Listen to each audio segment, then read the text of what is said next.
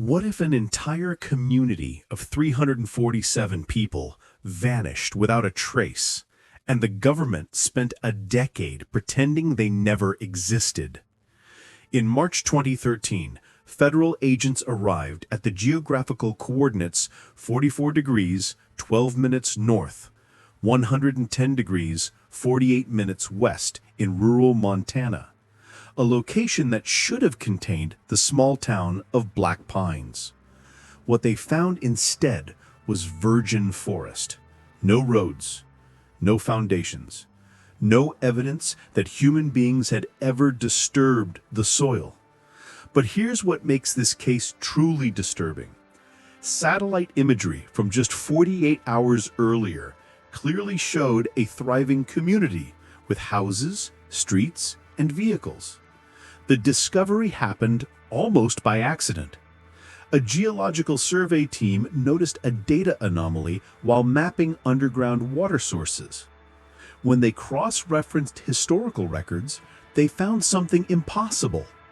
Property tax documents, utility bills, and census data for Black Pines dating back to 1952. Birth certificates, death records, everything that proves a town existed.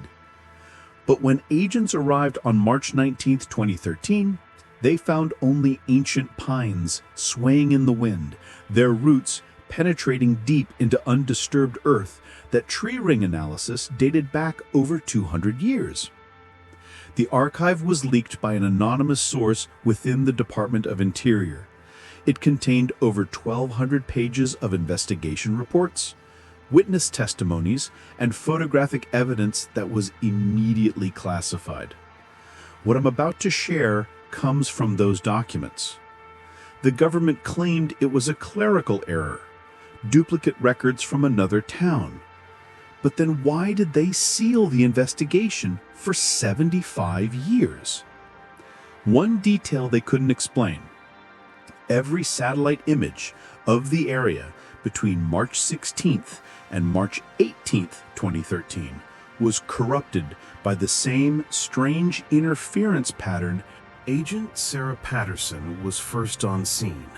Her testimony, marked "Eyes Only" in the archive, describes what she found in those woods. "The silence was wrong," she wrote. "No birds, no insects, just wind through trees that shouldn't exist." She noticed something else. The tree placement formed perfect geometric patterns, like they'd been arranged by something with an understanding of sacred geometry. Patterson's team brought ground-penetrating radar. 6 feet down, they detected rectangular anomalies, the exact dimensions of building foundations. But when they excavated, they found only compressed earth and root systems that had somehow grown through solid concrete in less than 48 hours. The lab analysis came back impossible. The roots were centuries old, but the concrete dust in the soil was fresh.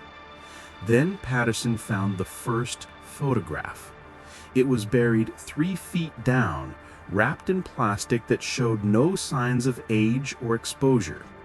The image showed a town square, people in modern clothing, a date stamp, March 17, 2013, 2 days before the discovery. In the background stood the same ancient pines that surrounded Patterson's team. But in the photo, they were saplings, barely 10 feet tall. She turned the photograph over. On the back, in neat handwriting, were 4 words that made her request immediate evacuation. "They're watching us now." The archive contained something that should have been impossible. Security camera footage from Black Pines General Store, timestamped March 17th, 2013, 11:47 p.m. The equipment that recorded it was never found. Patterson's team discovered the hard drive in a waterproof case, buried alongside the photograph, with battery levels showing it had been recording continuously, underground, for 48 hours. The footage shows a normal evening, a clerk restocking shelves, two customers browsing. Then at 11:51 p.m., everyone in the store stops moving. Not frozen, they're breathing, blinking, but standing perfectly still, heads tilted at identical angles, staring at something off camera. For 17 minutes, nobody moves, nobody speaks. The clock on the wall continues ticking. At 12:08 a.m., they resume their activities as if nothing happened. The clerk continues restocking. The customers continue shopping. But if you watch their eyes, they never stop glancing toward the store's front window, where the ancient pines are visible in the parking lot lights. Trees that, according to the footage's own timestamp, shouldn't exist yet. The footage cuts out at 12:14 a.m. When it resumes 3 seconds later, the store is empty. Not abandoned, empty. The shelves are bare. The floor is covered in pine needles. The walls show advanced decay, wood rotting, paint peeling. The timestamp still reads 12:14 a.m., March 17th, 2013. The camera runs for another 6 hours, recording nothing but an abandoned building slowly being consumed by forest growth in real time. But here's what made Patterson call in specialists from Fort Detrick. At 6:23 a.m., a figure walks past the camera. Tall, wearing clothes that match descriptions from 1950s Black Pines archives. The figure stops, looks directly at the camera, and mouths something. Forensic lip readers analyzed the footage 47 times. They all agreed on the same two words: Phase 2. Dr. Michael Chen arrived from Fort Detrick with a team specializing in temporal anomalies, a classification that officially doesn't exist. His report, heavily redacted in the leaked archive, describes tests conducted on the soil samples. The results were classified above top secret, given a designation that only appears 12 times in military history: Cosmic Umbra. What wasn't redacted is disturbing enough. Chen's team detected radiation signatures consistent with what he called chronological displacement events. The soil contained isotopes that shouldn't exist together, elements with half-lives spanning from days to millennia, all present in equal decay states. It was as if time itself had fractured in that location. Chen interviewed Patterson about the footage. Her hands were shaking during the recorded session. She described something she hadn't included in her written report. When they found the hard drive, it was warm. Not just warm, hot enough to leave marks on the protective case. The device had been running at full capacity, processing and recording data that required computational power far beyond its specifications.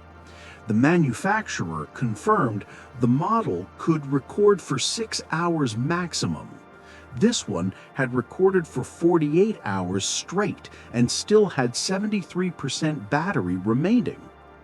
But Chen's attention fixed on something else. In the background of Patterson's excavation photos, visible in 12 separate images, was a reflection in the tree's bark. Smooth, almost metallic surfaces where bark should be rough.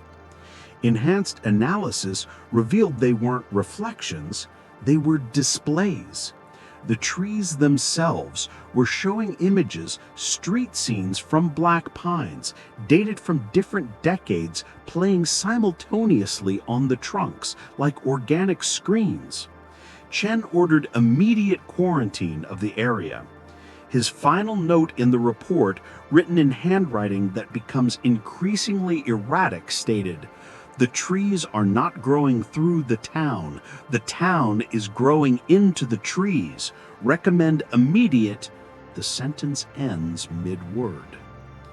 Dr. Chen's team of 7 specialists entered the forest at dawn on March 23rd. Only 3 came out, and they wouldn't speak for 6 days. The 3 survivors, Dr. Lisa Marino, Specialist James Webb, and Tech Sergeant Anna Kowalski, were held in isolation at an undisclosed facility. Their testimony wasn't recorded until March 29th, when military psychologists cleared them for interview. The session lasted 14 hours. The transcript runs 342 pages. Most of it is redacted. What remains is terrifying. They entered the forest at 6:47 a.m. By 7:15 a.m., their GPS systems stopped working. Not malfunctioning, displaying coordinates that placed them in locations they'd already passed. Webb described it as walking in circles through different versions of the same forest. At 8:03 a.m., they found the first structure, a house, perfectly preserved, sitting in a clearing that hadn't existed moments before. The house was lived in. Fresh coffee in the kitchen, still warm. A television playing static in the living room. Family photos on the mantle showing people in 2013 era clothing. But the house itself was wrong. Moreno noted that the walls were breathing, expanding and contracting rhythmically like lungs. When they checked the structural beams, they found them made of compressed organic material, not wood, something that looked like petrified muscle tissue. At 9:34 a.m., they found the town square, or what was left of it. Buildings phased in and out of existence, flickering like bad television reception. Kowalski recorded 47 seconds of footage before her camera died. The video shows residents of Black Pines standing in the square, motionless, their bodies translucent. Behind them, the ancient pines pulsed with bioluminescent patterns that matched the residents' heartbeats exactly. Then Dr. Chen walked past them. He didn't acknowledge them. His eyes were unfocused, and he was moving toward the center of the square, where the largest trees stood, a massive tree that hadn't been there in any satellite imagery. Chen placed both hands on its trunk. The other 3 team members emerged from different streets, all walking with the same purposeless gait, all converging on the tree. Moreno grabbed Webb and Kowalski and ran. Behind them, they heard Chen speak in a voice that wasn't his own. Phase 2 requires 7. We have 4. Find the others. While the survivors recovered, Patterson made a discovery that changed everything. She cross-referenced the Black Pine census data and found something impossible. 73 residents listed in the 2013 records had identical names, birth dates, and physical descriptions to residents from 1952. Not descendants, the same people. The photographs matched perfectly. No aging, no differences. Same scars, same dental records when available. The archive contained a newspaper clipping from the Helena Independent, dated September 14, 1952. Black Pines community celebrates record harvest. The article mentioned a local tradition, the Blessing of the Pines ceremony, held every 61 years since the town's founding in 1769. The next ceremony was scheduled for September 2013. But there was a handwritten note in the margin added by someone in the investigation team. 1769 plus 61 equals 1830. 1830 plus 61 equals 1891. 1891 plus 61 equals 1952. 1952 plus 61 equals 2013. 4 cycles. This was supposed to be cycle 5. Patterson found the town's founding documents in the Montana Historical Society archives. Black Pines wasn't built, it was discovered. Survey teams in 1769 found a clearing with ancient structures already present, built from materials they couldn't identify. The original settlers reported that the pines spoke in dreams and guided them to prosperity. Every 61 years, the town held a ceremony where 7 residents would enter the forest at dawn and return at dusk, bringing with them renewal. The 1952 ceremony records showed the names of the 7 participants. Patterson ran their profiles. All 7 were found dead in various locations across America between 1953 and 1965. Different causes, different states, but all on September 17th of their respective death years. The same date, September 17th, exactly 48 hours before each Black Pines renewal cycle should have occurred. Patterson checked the 2013 calendar. The ceremony would have been scheduled for September 19th. The town vanished on March 17th, exactly 6 months before the scheduled date. She found one final document, a handwritten journal entry from an 1891 ceremony participant donated anonymously to the Historical Society. The entry's last line: "We didn't complete the cycle. Something else did, and it's hungry for more than 7 now." Tech Sergeant Kowalski's 47-second video became the most analyzed piece of evidence in the entire investigation. Frame-by-frame enhancement revealed details that weren't visible to the naked eye. The translucent residents weren't just standing in the square, they were layered. Multiple versions of the same people occupying the same space from different time periods. You could see through a woman in 1950s dress to another version of herself in 1980s clothing and another in modern attire, all perfectly overlapped. But it was the audio that broke the investigation team. The camera had recorded sound, though Kowalski insisted the forest was completely silent. Tech Sergeant Kowalski's 47-second video became the most analyzed piece of evidence in the entire investigation. Frame-by-frame enhancement revealed details that weren't visible to the naked eye. The translucent residents weren't just standing in the square, they were layered. Multiple versions of the same people occupying the same space from different time periods.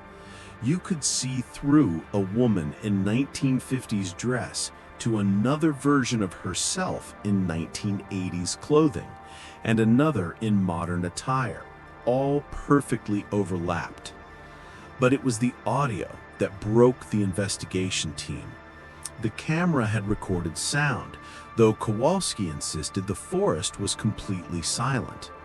When audio technicians isolated and amplified the frequencies, they found voices, hundreds of them, all speaking the same phrase in perfect synchronization, repeating it like a mantra.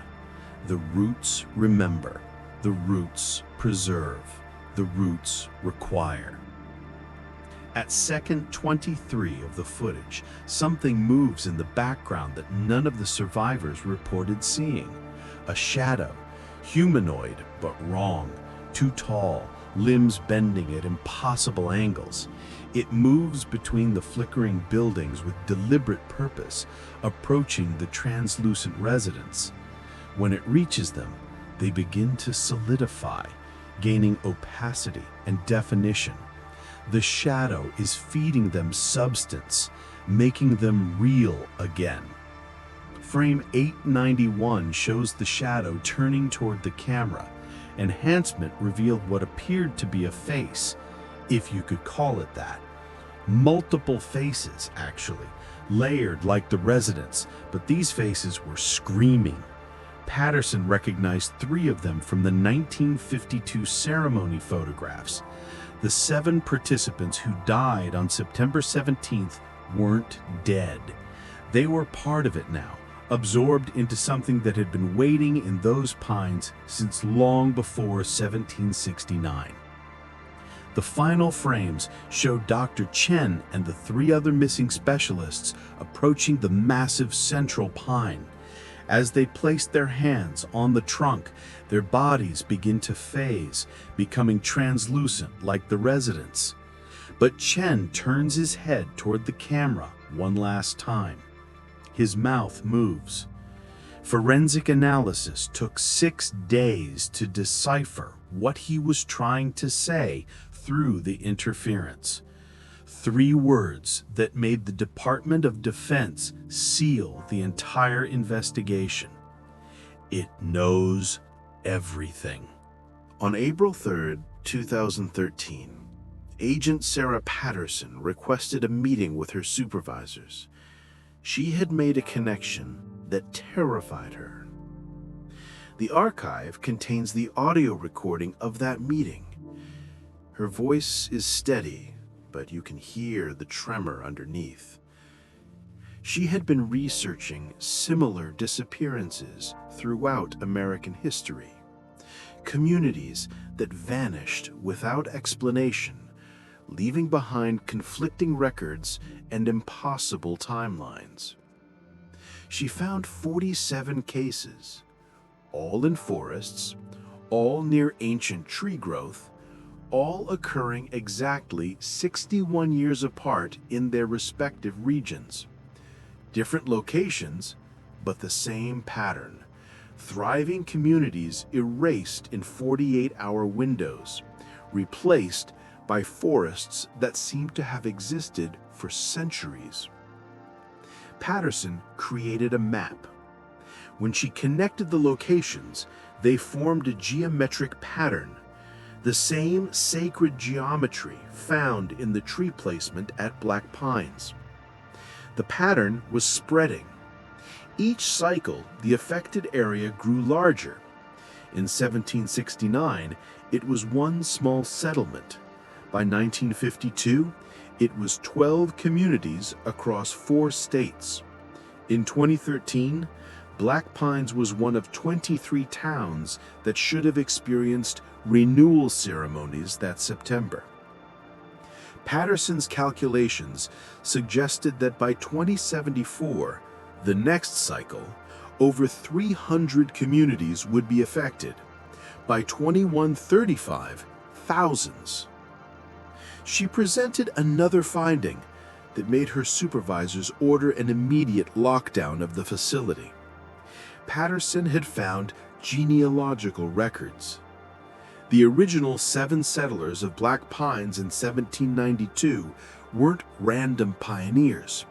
They were survivors of a failed colony in Virginia, 1708, a colony called Whispering Pines.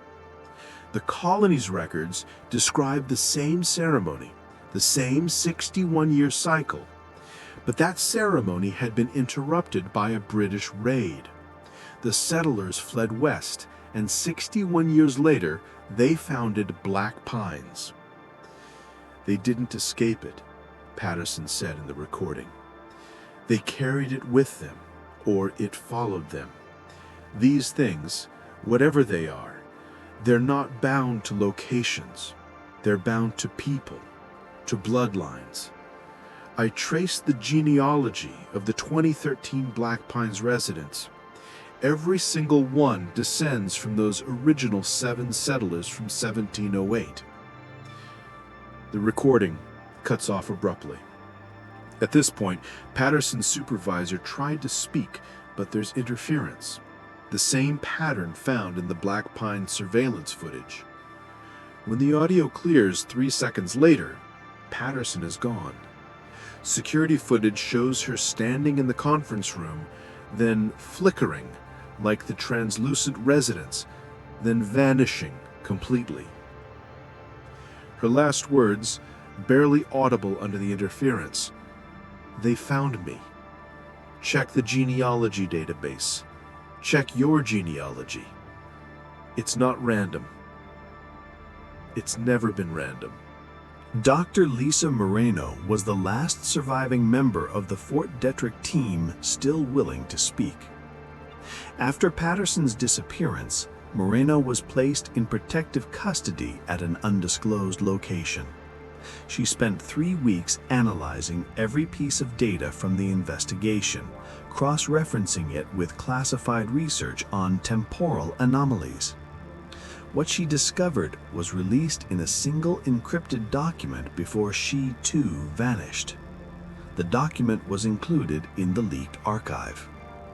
Moreno's theory was simple and horrifying. The entity in Black Pines wasn't destroying the communities, it was storing them.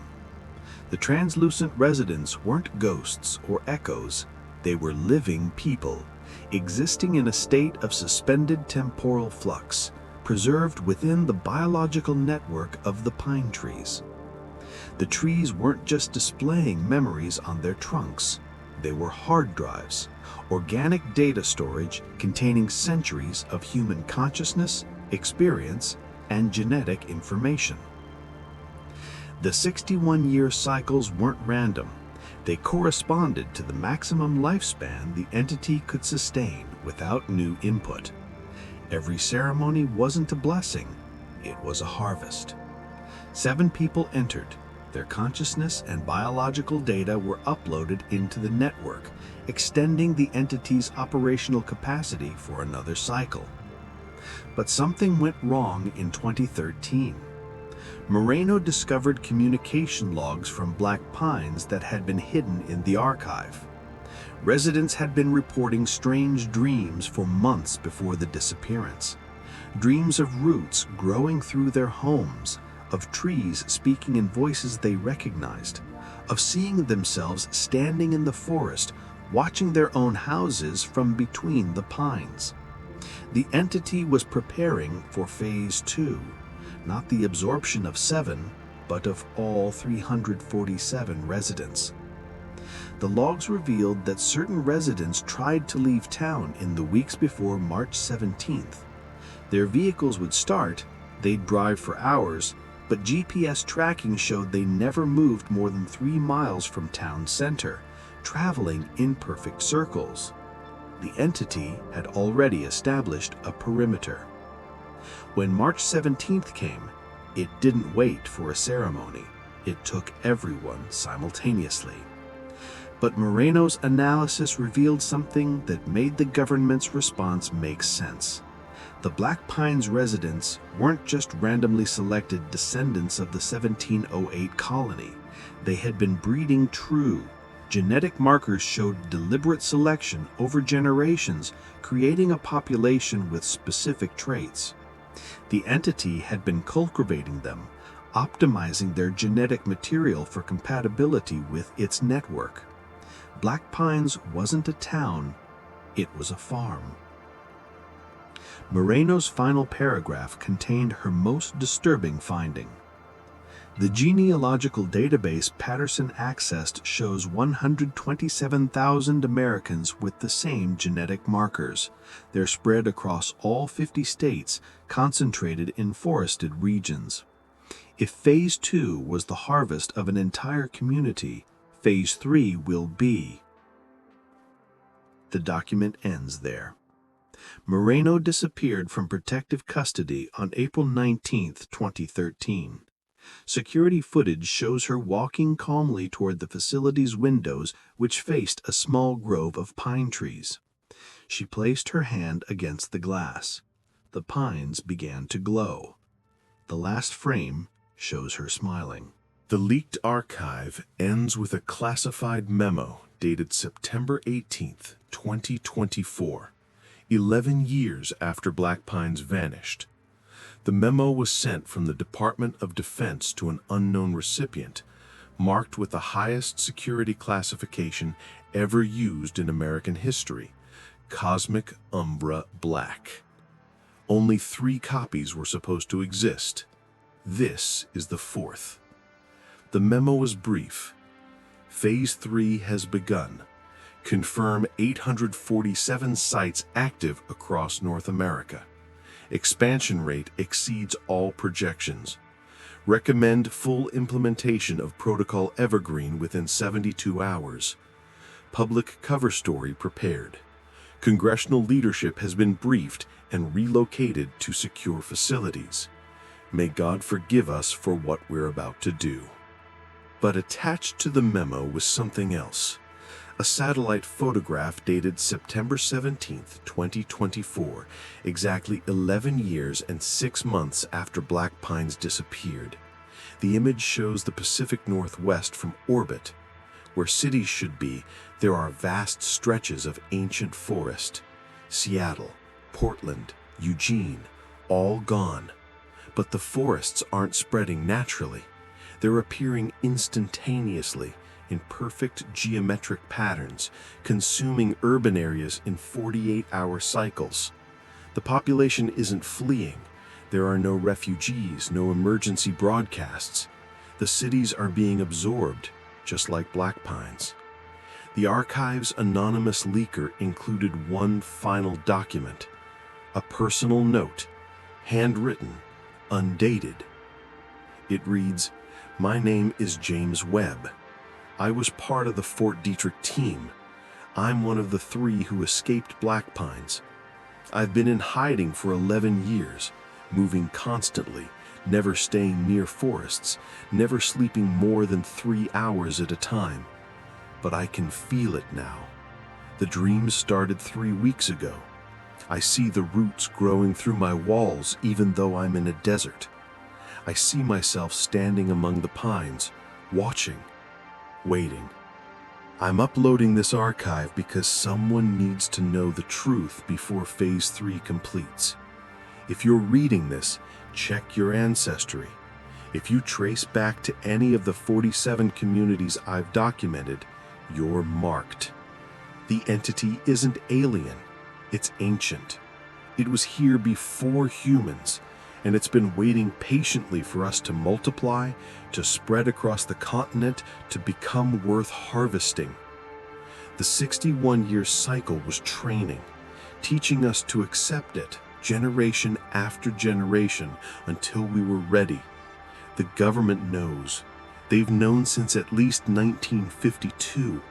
Protocol Evergreen isn't a rescue plan, it's acceptance. They're going to help it happen, to facilitate the transition, because the alternative is war against something that exists in every forest, every tree, every root system across North America. You can't fight what's already woven into the ground beneath your feet. I don't know when you'll read this. Maybe before Phase 3 completes, maybe after. But I need you to understand, the 127,000 aren't the only ones marked. We all are. Every human who's ever lived near trees, walked through forests, breathed air filtered through pine needles. We've been connected to it for centuries, breathing its spores, drinking water that's touched its roots. Phase 3 isn't invasion, it's collection.